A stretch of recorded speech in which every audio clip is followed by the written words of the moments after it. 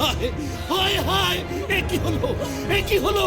আমাদের যুবরাজকে ধরে নিয়ে গেল ওই দানবীয় জন্তু। এবার কি হবে? আমাদের যুবরাজ জীবিত আছে তো? মহারাজ, আমাদের এই ভয়ঙ্কর জন্তুর হাত থেকে রক্ষা করুন মহারাজ। রক্ষা করুন মহারাজ। আর দেরি করা যাবে না, সৈন্য নিয়ে জঙ্গলের দিকে চলো, কুমারকে উদ্ধার করতে হবে। এসো আমার সাথে, চলো সবাই। বিধাতা বিধাতা, মহারাজকে রক্ষা করো কুমারকে রক্ষা করো বিধাতা। বিধাতার কাছে প্রার্থনা করো, বিধাতার কাছে প্রার্থনা করো, সেই আমাদের রক্ষা করতে পারে। বিধাতার কাছে প্রার্থনা করো, বিধাতার কাছে প্রার্থনা করো ঠাকুর।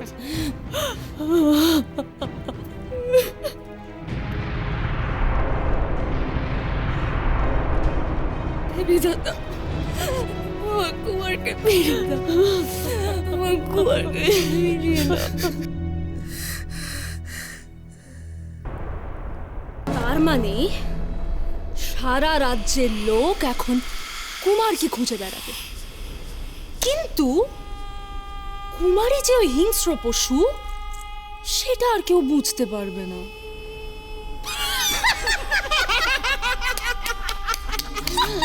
সবাই ভাববে এই পশুটাই কুমারকে তুলে নিয়ে গেছে, সবাই তাড়া করবে আর মারবে। স্বয়ং রাজা সৈন্য সামন্ত নিয়ে হন্যে হয়ে ছেলেকে খোঁজবার জন্য পশুটাকে তাড়া করে বেড়াবে।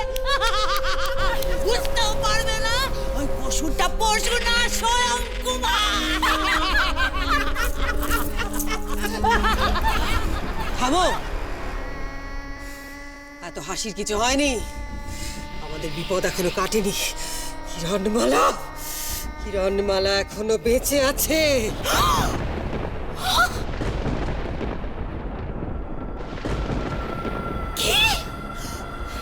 সে আগুনে পুরো মরেনি? না, কিরণমালা মরেনি। এই ভয়ঙ্কর আগুন থেকে সে বাঁচলো কিভাবে? জানি এ না। তো দেখছি কই মাছের জান, বিষেও পচে না, আগুনেও পড়ে না, তাহলে মেয়ের মরণ কিসে? জানি না, আমি জানি না। কিন্তু ও আগুনের হাত থেকে রেহাই পেল কি করে? এসব কথা এখন না ভাবলে চলবে। সবার আগে আমাদের এখন সতর্ক হতে হবে, সাবধান হতে হবে আমাদের। যে মুহূর্তে আমি জানতে পেরেছি কিরণমালা এখনো মরেনি, সেই মুহূর্তে আমি সত্যিটা গোপন করেছি।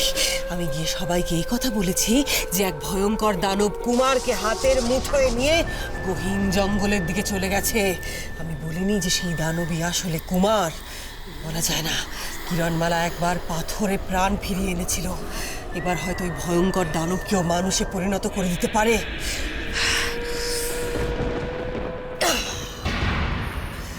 এমন জায়গায় আমি কুমারের এই হৃদয় লুকিয়ে রাখতে চাই যেখান থেকে কিরণমালা এ কোনোদিনও উদ্ধার করতে পারবে না, কিরণমালার হাতের নাগালের বাইরে। কিন্তু মা, কিরণমালা জানবে কি করে যে ওই হিংস্র জন্তুই ওর কুমার? মুখের মতো কথা বলিস না, ভুলে যাস না, কিরণমালা পারে না এমন কোনো কাজ নেই। আমি বিশ্বাস করি না ওকে, তাই যত তাড়াতাড়ি সম্ভব কুমারের এই হৃদয় আমি এমন জায়গায় লুকিয়ে রাখবো যেখান থেকে মানুষ কেন দেবতারাও খুঁজে পাবে না। আর যতদিনে খুঁজে পাবে, যদিও খুঁজে পায়, এই হৃদয় অখিজ হয়ে যাবে। শত চেষ্টা করলেও কিরণমালা কুমারকে আর মানুষে পরিণত করতে পারবে না, কোনোদিনও না। চলো সবাই।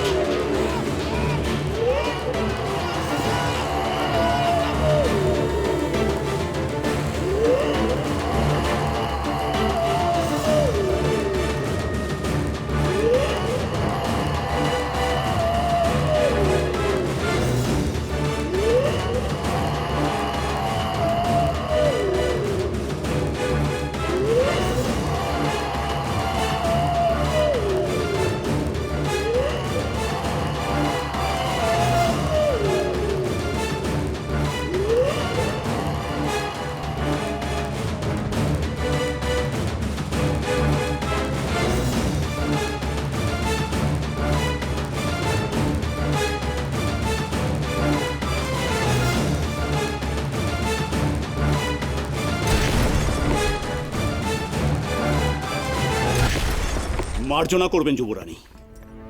এই অদ্ভুত জন্তুর কথা আমরা যতটুকু শুনেছি, এরকম জন্তু আগে কখনো আমরা এই অমৃত নগরীতে দেখিনি। দেখা তো দূর, কানেও কোনোদিন শুনিনি। এই জন্তু যেভাবে ধ্বংসলীলা চালাচ্ছে, ওর শক্তির সঙ্গে কি আমরা পেরে উঠবো যুবরানী? মানে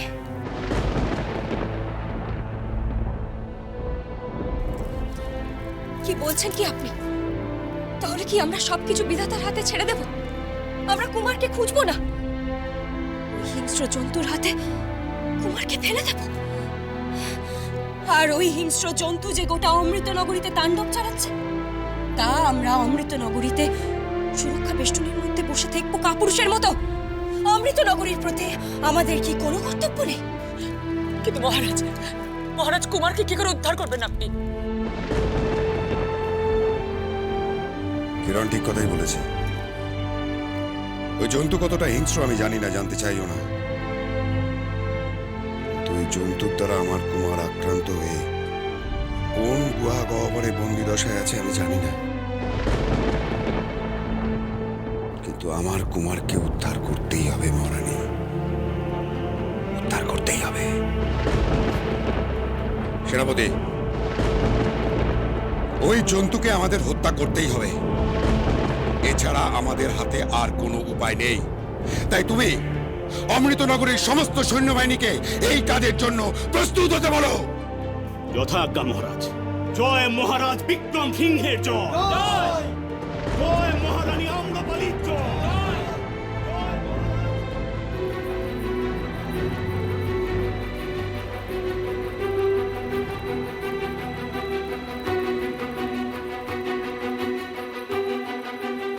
মহারাজ, মহারাজ, এক ভয়ঙ্কর দানবীয় জন্তুর আবির্ভাব হয়েছে জঙ্গলে। আমি নিজে চোখে দেখে এসেছি।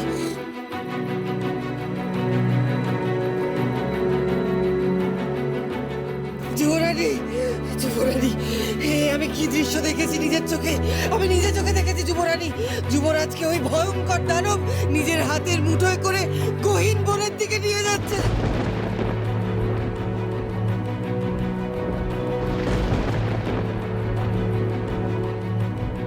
যত বড়ই বাধা আসুক না কেন, তা অতিক্রম করে কুমারকে আমায় বাঁচাতেই হবে।